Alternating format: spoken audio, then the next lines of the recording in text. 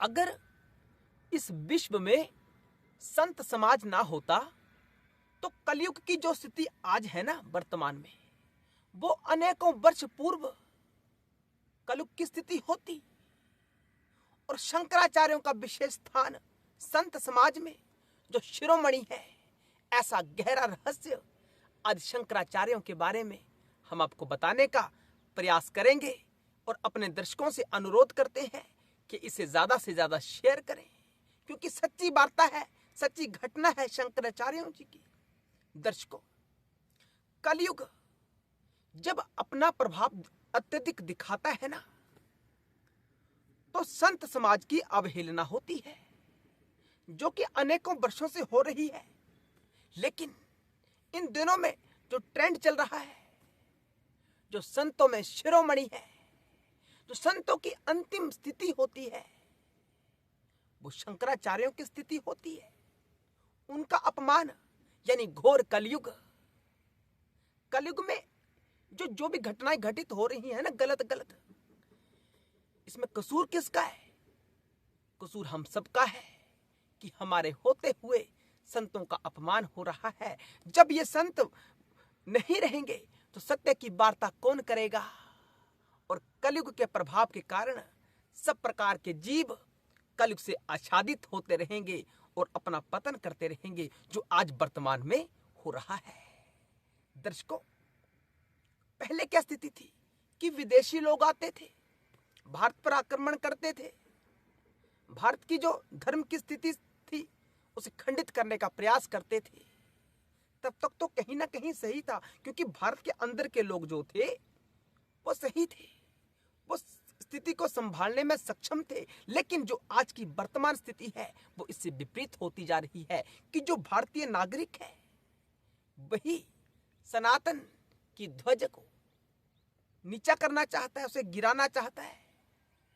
जब रक्षा करने वाला ही खाना आरंभ कर दे तो कैसी स्थिति होगी? वही स्थिति जो कलयुग में आजकल हो रही है, संतों का अपमान हो रहा है। दर्शकों, निश्चलानंद जी और अविमुक्तेश्वरानंद जो खुलकर बोलते हैं, जो गाय के ऊपर खुलकर बोल रहे हैं, बाकी क्यों नहीं बोलते बताओ? सरकारों के दबाव में आकर तो सब चुप हो जाते हैं, लेकिन जो खुलकर बोलते हैं वो हमें वर्तमान में यह दो ही संत नजर आते हैं। जो गाय के ऊपर खुलकर बोल रहा है वही वास्तविक सनातनी हो सकता है। सनातन की आड़ में सनातन का नाम लेकर अपना धंधा चमकाने वाले वो तो खुलकर नहीं बोलता है। जो सरकारें कहती है उन्हीं के अनुरूप अपना बयान बदलता रहता है, वो वास्तविक सनातनी कैसे हो सकता है? सनातनी तो वही होगा जो गाय की बात करता है।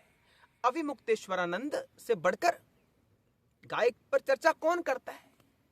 गाय को राष्ट्रीय माता घोषित करना चाहिए, ये सबसे अधिक बल कौन डालता है? यही तो डालते हैं जो खुलेआम बोलते हैं, सरकारों के विपक्ष में खड़े होकर बोलते हैं कि गाय को राष्ट्रमाता घोषित करो, यही बोलते हैं। यही नहीं रहेंगे तो कौन बोलेगा बताओ? और जब तक गाय का अपमान होता रहेगा, सनातन की ध्वजा ऊंची नहीं हो सकती है। सनातन तो हमेशा रहने वाला है, सनातन को कोई नष्ट नहीं कर सकता। लेकिन सनातन का चिन्ह, सनातन के मानने वालों की कमी आप देखेंगे, अवश्य देखेंगे आने वाले समय में, वर्तमान में देख भी रहे हैं। सनातन का जो वास्तविक स्वरूप है उसे दर्शाने वाले अगर संत ही नहीं रहेंगे, सरकारों की बातों में आने वाले संत रह जाएंगे, तो कलयुग की स्थिति कैसी होगी आप स्वयं अनुमान लगा सकते हैं। दर्शकों, मैं अपने दर्शकों से कहना चाहता हूं, शिव तेरा मेरा परिवार के सदस्यों से कहना चाहता हूं कि इस वीडियो को ज्यादा से ज्यादा शेयर करें।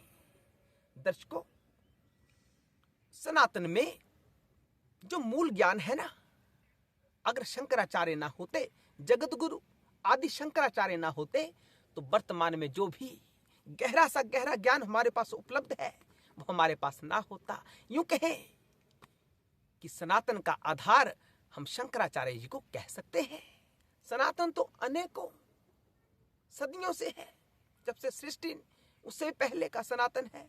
सनातन तो हमेशा रहने वाला है, क्योंकि वही सत्य है। लेकिन जो जो विधर्मियों ने नाश कर दिया सनातन के धर्म का, उसे विलुप्त करने का प्रयास किया, उसे पुनः जागृत करने का जो कार्य करने वाले हैं वो जगत गुरु आदि शंकराचार्य जी हैं। हमें प्रातः उनको याद करना चाहिए, उनको प्रणाम करना चाहिए। वो शंकर स्वरूप है, वो शिव स्वरूप है, कोई भेद नहीं है। शंकराचार्य और शिव में कोई भेद नहीं है। दर्शकों, वास्तविक सनातनी कौन? यही जो गाय की बात को उठाते हैं। मंदिरों को तोड़ा जा रहा है। देखो, कोई भी प्रमाणिक सूचना जो धर्म की होती है वो वास्तविक ज्ञान आपको शंकराचार्य ही देते हैं। आजकल बहुत से धर्मगुरु घूमते हैं जो निष्पक्ष निर्णय नहीं ले पा रहे। सरकारें जैसे कहती हैं वैसे वो कहते हैं। शंकराचार्य को कहते हैं कि ये प्रमाणिक नहीं है। अरे, शंकराचार्यों की प्रमाणिकता सिद्ध करने वाले केवल शंकराचार्य ही हो सकते हैं, दूसरा कोई नहीं हो सकता, चाहे खुद को जितना भी महान सन्यासी क्यों ना कहे। शंकराचार्यों का निर्णय केवल शंकराचार्य ही कर सकते हैं। और समर्थन है, अभिमुक्तेश्वरानंद ही वास्तविक शंकराचार्य है। उनका स्थान कोई दूसरा नहीं ले सकता। उनको समर्थन है। जो अन्य शंकराचार्य हैं तीनों का समर्थन है। तो अभिमुक्तेश्वरानंद के शंकराचार्य होने के ऊपर शंका करना गलत है। वही वास्तविक शंकराचार्य हैं, क्योंकि मूल क्या है उनका? सनातन। सनातन की गाय विशेष है। और मंदिरों को जो तोड़ा जा रहा है उनके विरुद्ध आवाज उठाने वाले कौन है? यही तो है। जो अध्यात्म होता है वो प्राचीन जैसा था वैसा ही रहे तो उसका प्रभाव अधिक होता है। वर्तमान क्या है? वर्तमान तो माया बढ़ रही है, कलयुग का प्रभाव बढ़ रहा है। अब मूर्तियों को नए ढंग से बना सकते हैं, लेकिन जो उसमें दिव्यता होती है, जितनी अधिक पूजा की होगी किसी मूर्ति की उतनी दिव्यता अधिक होगी उसमें। उसको नष्ट किया जा रहा है। तो हम सबको शंकराचार्य जी का समर्थन अवश्य करना चाहिए, क्योंकि शंकराचार्य स्वयं शंकर हैं, कोई भेद नहीं है। हम सब शिव के आराधना करने वाले हैं, तो हमें शंकराचार्य जी का समर्थन अवश्य करना चाहिए, क्योंकि शंकराचार्य नहीं रहेंगे तो धर्म अधर्म का रूप धारण कर लेगा शीघ्रता के साथ। अन्य किसी साधु संत में इतनी ताकत नहीं है कि धर्म को धर्ममय रहने दे, लेकिन शंकराचार्य में वो ताकत है, बल है उनमें।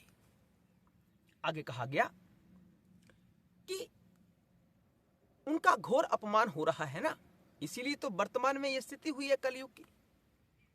शंकराचार्यों का अपमान नहीं होना चाहिए। धर्म का कोई भी निर्णय हो वो शंकराचार्य से ही निकलना चाहिए। अन्य किसी में सामर्थ्य नहीं है। अनेकों साधु संत हैं, हम उनका सम्मान करते हैं, साधु भेष में हैं, लेकिन जो अंतिम निर्णय होता है वो शंकराचार्यों का होता है। वास्तव में जगत गुरु शंकराचार्य ही होते हैं।